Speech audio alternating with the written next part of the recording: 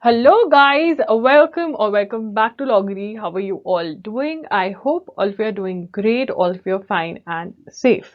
आज हम डिस्कस करेंगे last minute tips and tricks for MHCET 3-year LLB 2022. So finally the day has arrived that your exam is going to happen, right? So, how are you all feeling? I hope all of you are feeling good. You are in the best mental health state that you can be. And if you're not, then in this video, I'm not only going to talk about that how to attempt the exam because I want you to revise with me that how we have planned to attempt the exam, how to handle negative marking. Now, you're going to say negative marking handle. Obviously, there's no negative marking in this exam, but this is the power. This is a power that you have to use very wisely. And if you use it in the best way that you can add good number of marks to your score, right? So we're going to see how many marks you need, what all you need to know before the exam, which are the documents that you need to carry, and the most important thing, we're going to talk about a lot of motivation that I know you need it. So let's get started with today's session. Do subscribe to the channel. And I know a lot of you might be thinking that, oh, this is just a law prep channel. No, we also help law students. We have a lot of playlists for law students. So once you are a law student, we're equally going to help you. So if you're new on the channel, consider subscribing and also hit that bell notification on so that you do not miss any of our videos. Let's get started with today's session. Yeah, guys, welcome to Loggery. I hope you have subscribed to Loggery's YouTube channel and hit that bell notification on so that you do not miss any of our videos. And I hope you're following us on Instagram. We're there by the name at I am Loggery. We do pretty motivational stuff out there if you want to stay happy, if you want to stay motivated, and if you want to stay connected a little more with Loggery, then do follow us on Instagram. So your exam is going to take place either on 3rd August or 4th August, that is tomorrow or day after tomorrow. How many marks you need to score? Now this is a very, very important question that you should know about and a lot of you want to know. Well, there's no negative marking in this exam. So if you don't know about it, then also it doesn't matter because what you have to do is to attempt all the questions, right? So if you are aiming for GLC Bombay, अगर आप चाहते हो आपकी GLC Bombay में admission हो जाए और आप आउटसाइड महाराष्ट्र से हो, आउटसाइड महाराष्ट्र स्टूडेंट हो, तो 115 plus is the safe score, and even if you are from Maharashtra, then 115 is again the safest score if you want that your admission should take place 100%. Pattern of the exam. It is very important to know the pattern of the exam. So we're going to quickly go through the pattern. Multiple choice questions are going to be there. 4 options are going to be there. There's no negative marking. 2 hours going to be allotted. And the exam is going to be in English as well as Marathi. Marks distribution. Now, a lot of you are sending in messages that what if it's a jumbled exam? What if it's not section wise? Then what? The things are going to stay the same. The syllabus is going to stay the same. And that is what matters. Even if it is jumbled, it is section wise, it should not matter at all. What should matter to you is attempting the questions, right? So this is what matters. It is jumbled, it is not jumbled, hardly matters. Okay, legal aptitude and legal reasoning, 30 questions are going to be there. One question is going to be of 1 mark, general knowledge, current affairs 40 marks, logical analytical 30 marks, English is of 50 marks, 115 total. There is no maths in this exam. How to attempt the paper? This is very very important to know that paper attempt कैसे करना है. ठीक है, सबसे पहले तो there is no negative marking जो कि एक पावर है. ये क्या है? एक power, and with great power comes great responsibility. तो इसको responsibility से कैसे यूज करना है इस पावर को? आपको अपना पेपर 2 राउंड्स में अटेम्प्ट करना है. 2 राउंड्स. ठीक है, फर्स्ट राउंड में क्या करोगे? फर्स्ट राउंड में वो वाले क्वेश्चंस अटेम्प्ट करने, you have to attempt those questions for which you are 100% sure कि हाँ यही आंसर है. इनको क्या बोलेंगे हम? 100% वाले क्वेश्चंस या श्योर शॉर्ट क्वेश्चंस. वो अटेम्प्ट कर लेंगे फटाफट से. जो नहीं आता उसको एक बार छोड़ते जाएंगे. ठीक है, अब यहाँ पर क्या है, क्योंकि CBT मोड में आपका पेपर होगा, मतलब कंप्यूटर में पेपर होगा, तो यहाँ पर आप अगर आंसर मार्क किया, सेव एंड नेक्स्ट किया तो हो गया. ठीक है, और अगर आपने आंसर मार्क किया, मार्क फॉर रिव्यू, फिर सेव एंड नेक्स्ट किया, तो फिर भी मतलब आंसर दोनों ही इन केसेस में एक्सेप्ट किया जाएगा. बट अगर मार्क फॉर रिव्यू कर लोगे तो आपको पता रहेगा कि इसको मुझे चेक करना है. तो अब आपकी मर्जी है कि आप फर्स्ट टाइम के अंदर ही कुछ गेस कर नेक्स्ट पे जाना चाहते हैं, या फिर आपको पता है कि आप बहुत स्पीडली एक बार ही क्वेश्चन से रन थ्रू कर जाएंगे and then you can come back easily. Up to you. उसके बाद ये करना है, ठीक है। 100% वाले क्वेश्चंस पहले कर लो, फटाफट से गो थ्रू 100% वाले क्वेश्चंस। एंड सेकेंड राउंड में क्या करोगे, सेकेंड राउंड में जो 50-50 वाले क्वेश्चंस हैं या फिर जिस पे गेस वर्क करना है, तो क्रॉस आउट कर पा रहे हो वो वाले क्वेश्चंस, जिसमें वन ऑप्शन क्रॉस आउट कर पा रहे हो वो वाले क्वेश्चंस, या फिर जिसमें गेस वर्क करना है, कुछ नहीं पता है बट गेस वर्क तो करना ही है because there is no negative marking, तो 100% क्वेश्चंस अटेम्प्ट कर आने ही पड़ेंगे, ठीक है ना, बनता है।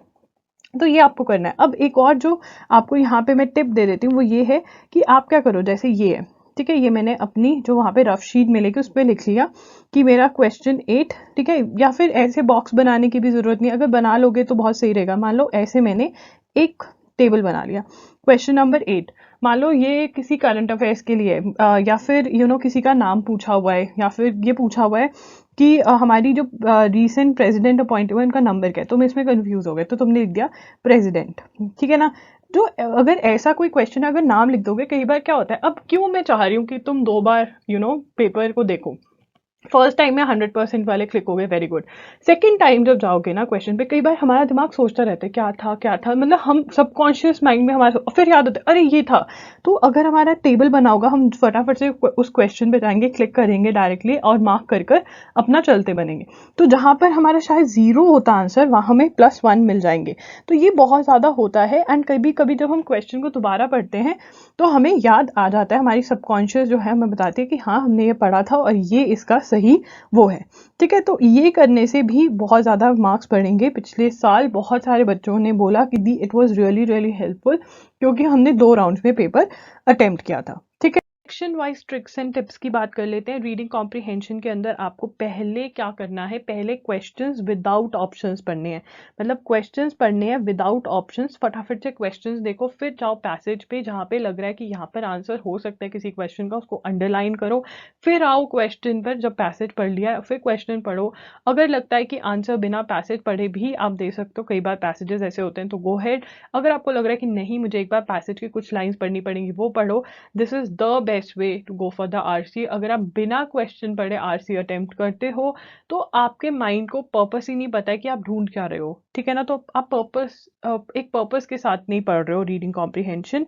उसके बाद आपको क्या करना है, for vocabulary based question read the entire line, जिसमें भी वो वर्ड है। Write down anything specific asked in the question, ठीक है ना, तो उसको मार्क कर लो कि अच्छा यहाँ पे ये पूछा, यहाँ पे ये पूछा है, ताकि आपको कंफ्यूजन ना हो। लीगल रीजनिंग में अगर कोई इसेंशियल ज़्यादा ही है तो वो लिख लो, वैसे यहाँ पर इतने बड़े बड़े इसेंशियल्स नहीं आते हैं। मैथ्स का जो कैलकुलेशन वर्क है वो नीट करो। कई बार होता है कि क्वेश्चन नहीं निकल रहा, वापस से आते हो, तो अगर नीट कैलकुलेशन होगी तो आपको जीरो से कैलकुलेशन नहीं करनी पड़ेगी, आप वहीं से पिक कर सकते हो जहाँ पे आपने ड्रॉप किया था।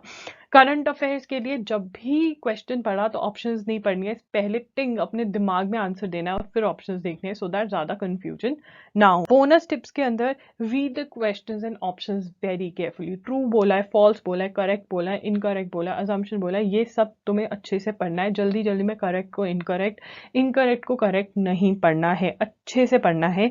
No when to jump to the next question. अब यहाँ पर नेगेटिव मार्किंग नहीं है, ठीक है, बट इसका मतलब ये नहीं है कि आप एक ही क्वेश्चन को चिपके रहो। अगर आपको लग रहा है कि नॉर्मल मेरा जो टाइम है क्वेश्चन का वो मैंने निकाल दिया, मतलब इसमें ज़्यादा टाइम लग रहा है, ये क्वेश्चन थोड़ा अजीब है, उसको फॉर टाइम बिंग छोड़ दो।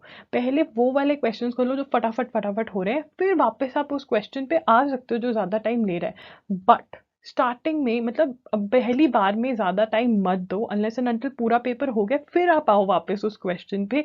बिकॉज अगर पहले ही आप ज़्यादा टाइम लूज आउट कर जाओगे तो एक पैनिक सा भी हो जाता है, तो ये आपने नहीं करना है, ठीक है। अगर आपको लग रहा है क्वेश्चन ज़्यादा टाइम ले रहा है तो आप जंप कर जाओ दूसरे क्वेश्चन पे। Something you need to know, need to tell yourself before the exam, ठीक है। There are going to be question of which you don't know the answer and there are going to be question of which you know the answer, ठीक है। तो मतलब ऐसा दोनों का mix चलेगा क्वेश्चन का। तो आपको ये नहीं कि अगर एक क्वेश्चन देखा या फिर 5 से 6 क्वेश्चन ऐसे आ गए जिनका आंसर आपको नहीं पता है ना, आप पैनिक मोड में चले गए। नहीं, ये तो पता है कॉम्पिटिटिव एग्जाम में इतना बड़ा सिलेबस है, कुछ तो बाहर से आएगा, fine. You have to focus उन क्वेश्चन पे जिनका आपको आंसर पता है, ठीक है ना, वो आपके मोटिवेटिंग पॉइंट्स बनेंगे वहां पर। डोंट स्टिक टू क्वेश्चंस, ये हम ऑलरेडी डिस्कस कर चुके हैं, ये बहुत बड़ी गलती है जो नहीं करनी है। बहुत बार ऐसा होता है कि वो आपका स्ट्रॉन्ग टॉपिक होता है और आपके तो ये नहीं गलत जा सकता, आपका एम क्या है? पेपर में सबसे ज्यादा नंबर लेकर आना या फिर एक टॉपिक जो आपने अच्छे से किया है उसको सॉल्व करके आना? बताओ मुझे। एम ये है ना कि पेपर में सबसे ज्यादा नंबर लेकर आना। तो किसी भी टॉपिक को दिल से नहीं लगाना कि और इसमें तो मैं प्रो हूँ, ये मैं सॉल्व करूंगी, नहीं। अगर नहीं हो रहा है, नेक्स्ट पे चले जाओ। उसके बाद, if the paper is difficult, it is difficult for everyone. देखो, बहुत बार होता है कि पेपर डिफिकल्ट हो सकता है, वैसे एमएचसीटी डिफिकल्ट नहीं होता है, most of the time same he level का पेपर आता है। बट अगर डिफिकल्ट है तो हर किसी के लिए डिफिकल्ट है। क्या आपके लिए उन्होंने स्पेसिफिकली पेपर भेजा है? नहीं। हर किसी के लिए सेम क्वेश्चंस आए हैं, जम्बल्ड हैं, इधर उधर नंबर्स चेंज कर दिए क्वेश्चंस के, क्वेश्चंस सेम ही रहते हैं। तो इसलिए आपको ये नहीं सोचना कि अरे ये तो बहुत डिफिकल्ट है, अरे अब क्या होगा। नहीं, जो है वो है, ठीक है ना। और आपने बेस्ट कर कर आना है।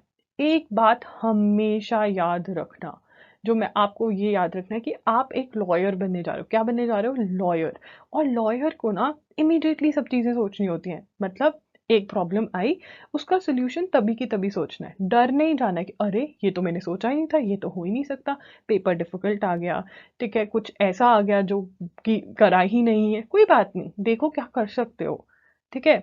अगर पेपर डिफिकल्ट आए, वो क्वेश्चन जो नहीं आते उसको रहने दो, कुछ तो होगा ना जो आता भी होगा।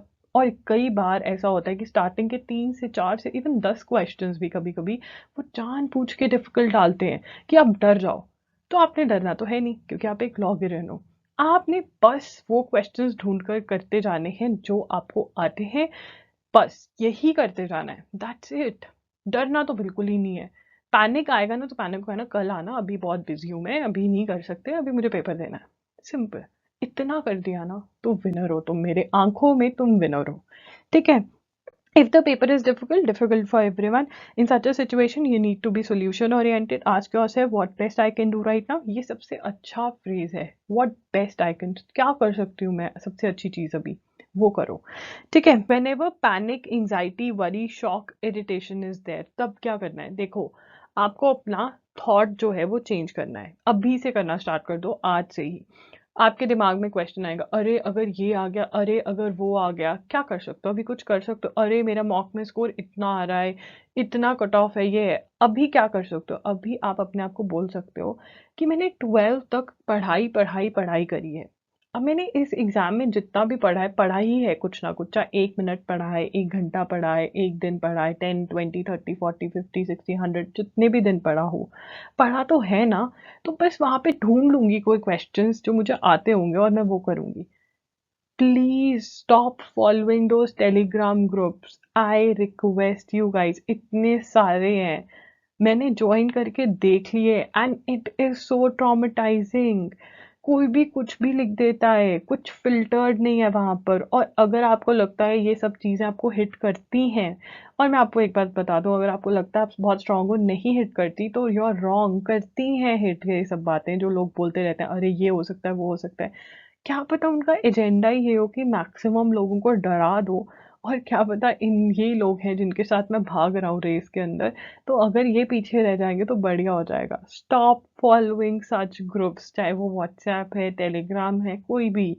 प्लीज अपने अराउंड एक पॉजिटिव वाइब रखो, प्लीज, आई बेग यू। तो ये बहुत इंपॉर्टेंट है, जब भी ये सब कुछ आए तो आपने बस ये बोलना है कि मुझे लॉगरी ने समझाया था कि मुझे 100% देना है एग्जाम में, और वो 100% कैसे दे सकता है? बस वो क्वेश्चंस ढूंढ कर मुझे अच्छे से सॉल्व करके आने हैं जो मुझे आते हैं, वो मुझे मिस आउट नहीं करने। बस यही मेरा एजेंडा है कल के एग्जाम के लिए। जब भी प्रॉब्लम आए, जब भी लगे कि ये नहीं हो रहा, तो अपने आप से पूछो कि बेस्ट चीज़ क्या कर सकते हैं। मे बी कुछ प्रॉब्लम ऐसी आ जाए जो मैंने इस वीडियो में डिस्कस ही नहीं करी, जो आपको सही लगे वो आप करो। बस पैनिक नहीं होना। अगर आप पैनिक हो जाओगे, सोचो, मैं ये एग्जाम्पल बहुत ही अच्छी एग्जाम्पल है। जब हम किसी के साथ लड़ रहे होते हैं, when we are fighting with someone, ठीक है ना, तो हमें गुस्सा चढ़ा होता है ना, हम कहते हैं ये वो है ना। और फिर बाद में जब हम काम डाउन हो जाते हैं तो हमें याद आता है कि यार ये भी बोल सकते, वो भी बोल सकते थे। तो हमें लड़ते हुए क्यों नहीं याद आया कि हम ये भी बोल सकते हैं, वो भी बोल सकते हैं? क्योंकि तब हम गुस्से में थे, तब हमारा मतलब तब हमें एंग्जाइटी टाइप्स हो रखी थी, है ना।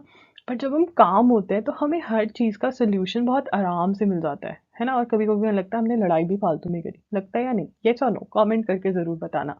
वैसे ही एग्जाम में अगर काम रहोगे तो प्रॉब्लम का सोल्यूशन जल्दी ढूंढ पाओगे और सही ढूंढ पाओगे। तो काम रहना है, पैनिक से कुछ नहीं होता, ठीक है ना। जैसी पैनिक आए बोला काम आ जाओ, काम आ जाओ, कौन काम आ जाएगा, ठीक है। Looking at others and thinking they know everything और they have solve more questions than me, ये बहुत बच्चे करते हैं। उनको लगता है कि ये तो बड़े आराम से पेपर कर रहा है, इसको सब कुछ आता है, यही टॉप करेगा। तो सिर्फ एक ही सीट है क्या? और भी बहुत सारी सीट्स हैं, राइट। ये नहीं करना है, हमारे पास इतना टाइम नहीं है कि अब अपना टाइम वेस्ट करें। तो सिर्फ और सिर्फ अपने काम से मतलब रखना है, that is to find the questions जिनका आपको आंसर पता है, ठीक है।